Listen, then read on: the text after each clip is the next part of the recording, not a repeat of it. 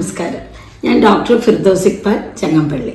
ഇന്നത്തെ വീഡിയോയിൽ പറയാൻ പോകുന്നത് കുട്ടികളിൽ ഇടയ്ക്കിടെ വരുന്ന പനിയെക്കുറിച്ചാണ്.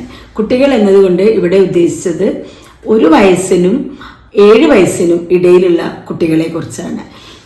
ഈ കുട്ടികൾക്ക് വരുന്ന പനിയുടെ ചില കാരണങ്ങളും കൂടെ പനി വരാതിരിക്കാൻ എന്തൊക്കെയാണ് ശ്രദ്ധിക്കേണ്ടതുമെന്ന വിഷയമാണ് ഇന്ന് പറയാൻ പോകുന്നത്. കൂടുതൽ ശാസ്ത്രീയതയിലേക്കൊന്നും പോവാതെ സാധാരണക്കാർക്ക് വേണ്ടിയിട്ടുള്ള ഒരു വീഡിയോ ആണ് ഇത്. സാധാരണയായി കുട്ടികൾക്ക് പനി തുടങ്ങിയാൽ അമ്മമാർക്ക് വലിയ ആദിയാണ്.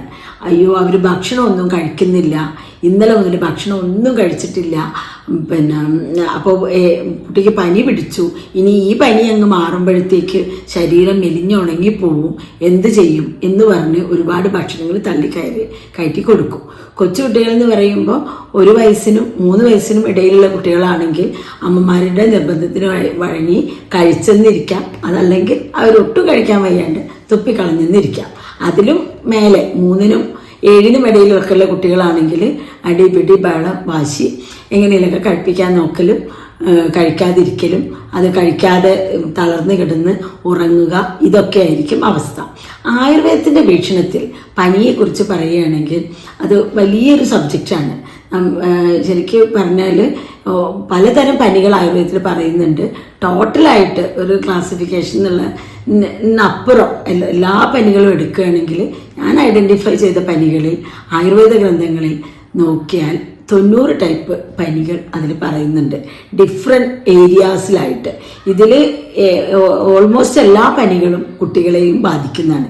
ഞാനിത് പറയാൻ കാരണം അത്രയും നേരിയ സയൻസ് വെച്ചിട്ട് ഇതിനെ ക്ലാസിഫൈ ചെയ്തിട്ടുണ്ട് എന്നുള്ളത് കൊണ്ട് ഈ പനിക്ക് ആയുർവേദം എന്തുമാത്രം ഇമ്പോർട്ടൻസ് കൊടുക്കുന്നു എന്നുള്ളതാണ് ഞാൻ പറഞ്ഞു വരുന്നത്. മിക്കവാറും ആയുർവേദ ഗ്രന്ഥങ്ങളിലെ എല്ലാ ഗ്രന്ഥങ്ങളിലെയും ഫസ്റ്റ് ചാപ്റ്റർ പനിയായിരിക്കും. പനിയാണ് മറ്റുള്ള എല്ലാ രോഗങ്ങളുടെയും തുടക്കം ആയിട്ട് പറയുന്നത്. കാരണം നമ്മുടെ ബോഡിയിൽ ഏതെങ്കിലും തരത്തിലുള്ള ഇൻഫെക്ഷനോ ഇൻഫ്ലമേഷനോ എന്തെങ്കിലും വ്യതിയാനങ്ങൾ വരുമ്പോൾ, അതല്ലെങ്കിൽ ഡൈജസ്റ്റീവ് സിസ്റ്റത്തിലുള്ള വ്യതിയാനങ്ങൾ കൊണ്ടോ അതുമല്ല ഏതെങ്കിലും മേജർ സിസ്റ്റമിക് ഡിസീസ് കൊണ്ടോ എന്തെങ്കിലും ഒരു ചേഞ്ച് വരുമ്പോൾ ബോഡി ടെമ്പറേച്ചർ കൂടുന്നു. ഈ ബോഡി ടെമ്പറേച്ചർ കൂടുന്ന അവസ്ഥയാണ് നമ്മൾ പനി എന്ന രീതിയിൽ തൊട്ടാൽ അറിയാവുന്ന ടെമ്പറേച്ചർ കൂടുന്ന അല്ലെങ്കിൽ തെർമോമീറ്റർ കൊണ്ട് നമ്മൾ നോക്കുന്ന പനിയായിട്ട് നമ്മൾ ആ പേരെടുത്ത് പറയുന്ന പനി.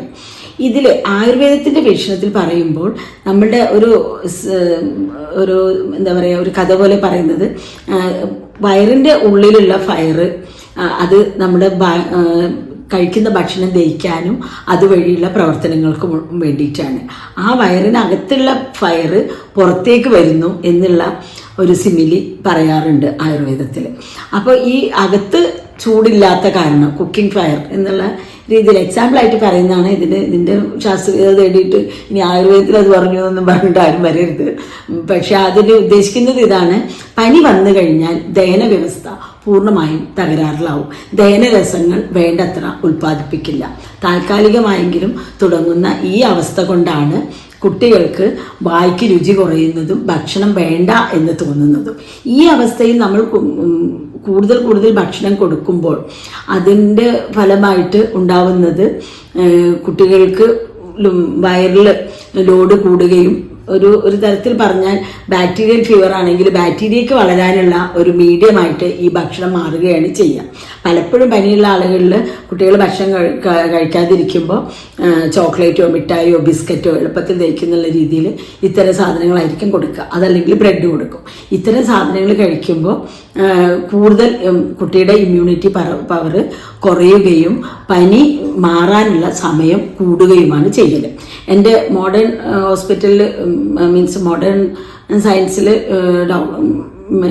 മോഡേൺ മെഡിസിനിൽ ഉള്ള ഡോക്ടേഴ്സ് പലപ്പോഴും പറയാറുണ്ട്, ഇവർ പേഷ്യൻറ്റിനെ കുട്ടികളെ കൊണ്ടുവരുമ്പോൾ ആൻറ്റിബയോട്ടിക് കൊടുക്കണ്ടെന്ന് വിചാരിച്ചാൽ പോലും അമ്മമാർ നിർബന്ധിച്ച് ആൻറ്റിബയോട്ടിക്സ് എഴുതിക്കാറുണ്ടെന്ന്. കാരണം അവർ വിചാരിക്കുന്നത് എങ്ങനെയെങ്കിലും എത്രയും പെട്ടെന്ന് കുട്ടിയുടെ പനി മാറുമെന്നാണ്. ഈ ധൃതി പിടിക്കൽ പനിയുടെ കാര്യത്തിൽ വേണ്ട എന്നുള്ളതാണ് ഞാനിവിടെ പറഞ്ഞു വരുന്നത്. കാരണം പനി തുടങ്ങിക്കഴിഞ്ഞാൽ ആദ്യത്തെ ദിവസമോ രണ്ടാമത്തെ ദിവസമോ നമ്മൾ മിക്കവാറും ബാക്ടീരിയൽ ഫീവേഴ്സിനുള്ള അല്ലെങ്കിൽ ഹയർ ടൈപ്പ് ഓഫ് ഫീവറിനുള്ള ടെസ്റ്റുകൾ ചെയ്താൽ നമുക്കൊന്നും കണ്ടെത്താൻ കഴിഞ്ഞെന്ന് വരില്ല. ഈവൻ യൂറിനറി ഇൻഫെക്ഷൻ ആണെങ്കിൽ പോലും യൂറിൻ കൾച്ചർ ഇതൊക്കെ ചെയ്ത് വരുമ്പോഴത്തേക്ക് കുറച്ച് ദിവസങ്ങളെടുക്കും. അത് ഒരു കറക്റ്റ് ഡയഗ്നോസിൽ എത്താൻ വേണ്ടിയിട്ട് ദിവസങ്ങളെടുക്കും. അതിനിടയിൽ നമുക്ക് ചെയ്യാവുന്ന കാര്യങ്ങൾ എന്താണെന്ന് നോക്കാം. വായിക്ക് രുചിയില്ലെന്ന് പറഞ്ഞ് വിശക്കുന്നില്ലെന്ന് പറഞ്ഞ് കുഞ്ഞുങ്ങൾ ഭക്ഷണം കഴിക്കാതിരിക്കുന്നുണ്ടെങ്കിൽ ഭക്ഷണം കൊടുക്കാതിരിക്കുക. കേൾക്കുമ്പോൾ വിഷമം തോന്നാം, എന്നാലും ഇത് ഞാൻ ഒരുപാട് എൻ്റെ കൺട്രോളിലുള്ള ഒരുപാട് പേഷ്യൻസിൽ വളരെ കാലങ്ങളായിട്ട് ചെയ്തു വരുന്ന ഒരു മെത്തേഡാണ്. ഭക്ഷണം കൂടുതൽ കൊടുക്കാതെ ചുക്ക് വെള്ളം കൊടുക്കാം. ചുക്ക് എന്ന് പറഞ്ഞാൽ ഇഞ്ചിയോ ചുക്കോ ഇട്ടിട്ടുള്ള തിളപ്പിച്ച വെള്ളം കൊടുക്കാം. ആയുർവേദത്തിൽ ചുക്ക് അല്ലെങ്കിൽ ഇഞ്ചിക്ക് പറയുന്ന ഒരു പേരാണ് വിശ്വഭേഷജം എന്ന്. പക്ഷെ ലോകത്തിൻ്റെ മരുന്നാണെന്നാണ്. ഈ ഒരു കാര്യത്തിനെ പറ്റിയിട്ട് ഈ ഇഞ്ചിയുടെ ഡൈജസ്റ്റീവ് പവറും അതിൻ്റെ മെഡിസിനൽ വാല്യൂസിനെ പറ്റിയിട്ട് ഒരുപാട് സയൻറ്റിഫിക് പേപ്പേഴ്സ് വന്നിട്ടുള്ളതാണ്. നെറ്റിലൊക്കെ നമുക്ക് ഡൗൺലോഡ് ചെയ്തെടുക്കാൻ പറ്റുന്നതാണ്.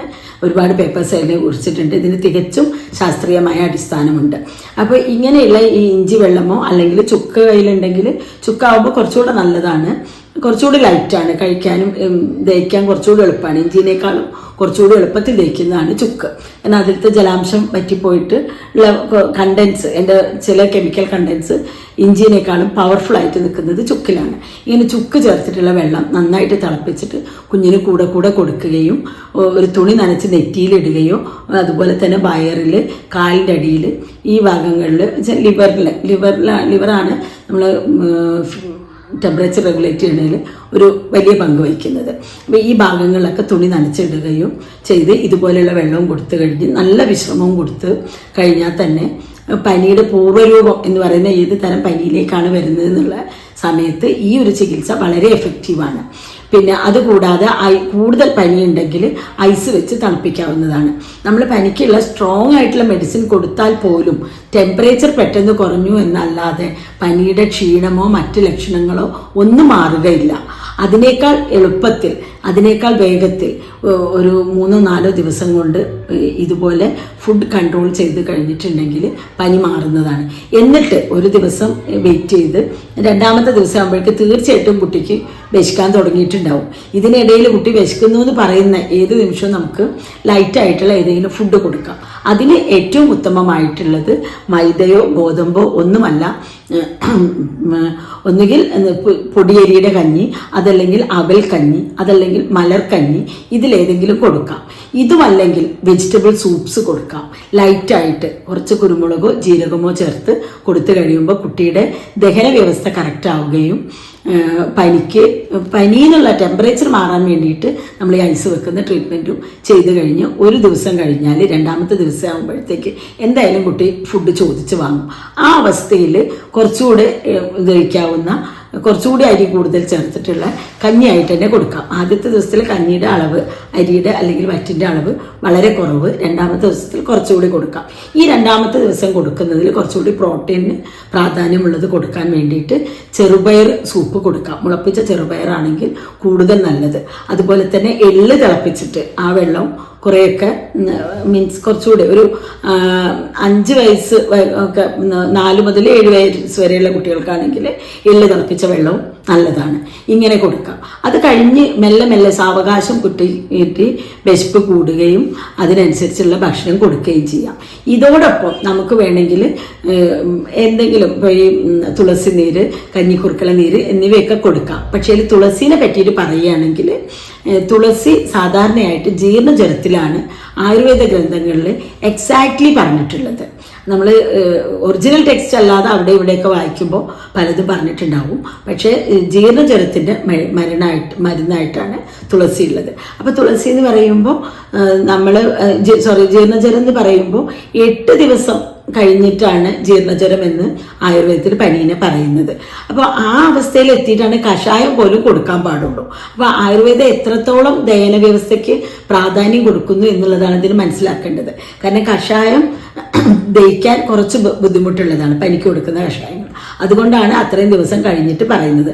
അതിനിടയിൽ വരുന്ന ഒന്നരാടം വരുന്ന പനിക്ക് വേറെ മരുന്ന്, ഡെയിലി വരുന്ന പനിക്ക് വേറെ മരുന്ന്, കാലിൻ്റെ താഴോട്ട് ചൂടും മേലോട്ട് തണുപ്പുള്ള പനിക്ക് വേറെ മരുന്ന്, തലയ്ക്ക് ചൂട് കൂടുതൽ, കാൽഭാഗം തണുപ്പ്, ഉടൽഭാഗം മീഡിയം ടൈപ്പിൽ ചൂട്, ഇങ്ങനെയെല്ലാം പല പല ക്ലാസിഫിക്കേഷൻസ് ഇതിൽ വരുന്നുണ്ട്. ഇതൊക്കെ അനുസരിച്ചാണ് ഒരു ആയുർവേദ ഡോക്ടേഴ്സ് മരുന്ന് കൊടുക്കേണ്ടത്. അങ്ങനെയാണ് കൊടുക്കുന്നതും. അപ്പം നമ്മളിപ്പോൾ ഈ പറയുന്ന പോലെ ഈ ഓവർ ദി കൗണ്ടർ മെഡിസിൻ എന്ന് പറഞ്ഞിട്ട് നമ്മൾ പോയിട്ട് വാങ്ങുന്ന ആയുർവേദ മരുന്നുകൾ പോലും കൊടുക്കരുത് എന്നാണ് ഞാൻ പറയുന്നത്. ഒരു ആയുർവേദ ഡോക്ടറെ കണ്ടതിന് ശേഷം മാത്രം, ആയുർവേദ ഡോക്ടർ എന്ന് ഞാൻ പറയുമ്പോൾ ഇൻസ്റ്റിറ്റ്യൂഷണലി ക്വാളിഫൈഡ് ആയിട്ടുള്ള ഡോക്ടേഴ്സ്, അവരെ കണ്ടതിന് ശേഷം മാത്രം മരുന്ന് കൊടുക്കുക.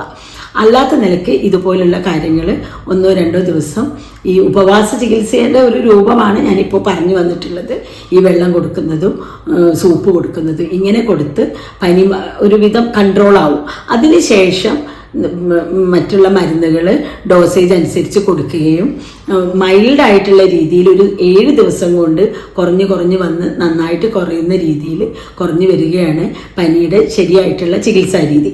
ഇത് കൂടാതെ ഇതിനിടയിൽ ഡെങ്കു അല്ലെങ്കിൽ അതുപോലുള്ള ഹൈലി ബാക്ടീരിയൽ ഇൻഫ്ലുവൻസ് ഉള്ള പനികളുണ്ട്. അത്തരം പനികൾക്ക് ട്രീറ്റ്മെൻറ്റുകൾ അതിനനുസരിച്ചിട്ട് കൊടുക്കേണ്ടി വരും. പക്ഷെ അത് ആദ്യത്തെ ഒരു ദിവസം എന്ത് തന്നെ ആയാലും നമുക്ക് ഒറ്റ ദിവസം കൊണ്ട് ഇത്തരം പനികളൊന്നും ടെസ്റ്റ് ചെയ്ത് തിരിച്ചറിയാൻ പലപ്പോഴും കഴിയാറില്ല. അതുകൊണ്ട് ഈ ആദ്യ ദിവസങ്ങളിൽ കൊടുക്കുന്ന ദഹന വ്യവസ്ഥയ്ക്ക് വേണ്ട സപ്പോർട്ട് പിന്നീട് വരുന്ന പനി പെട്ടെന്ന് മാറാനും കൂടെ പനി വരാതിരിക്കാനും വളരെ സഹായകമായിരിക്കും.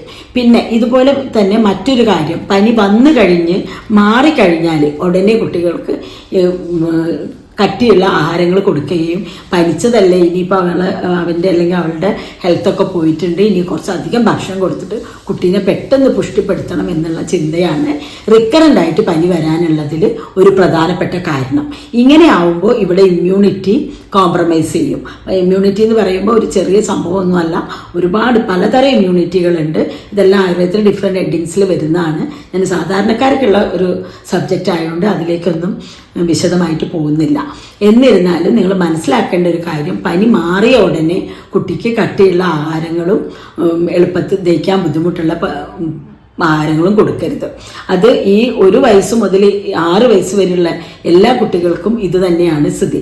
അപ്പോൾ ആ സമയത്തും പ്രോട്ടീൻ റിച്ച് ആയിട്ടുള്ള ഫുഡുകൾ, സൂപ്പുകൾ, അവരുടെ വിശപ്പിനനുസരിച്ചുള്ള ഭക്ഷണങ്ങൾ കൊടുത്ത് ഡോക്ടർ നിർദ്ദേശിച്ച അത്രയും ദിവസം തന്നെ റെസ്റ്റും മരുന്നും കൃത്യമായിട്ട് തുടർന്നതിന് ശേഷം ഒരു ആദ്യത്തെ ഒരാഴ്ച പനിയായിട്ടും പിന്നത്തെ ഒരാഴ്ച അതിൻ്റെ ഒരു റെസ്റ്റായിട്ടും കണക്കാക്കി കഴിഞ്ഞാൽ പിന്നെ ഇടയ്ക്കിടയ്ക്ക് വരുന്ന പനി ഉണ്ടാവില്ല.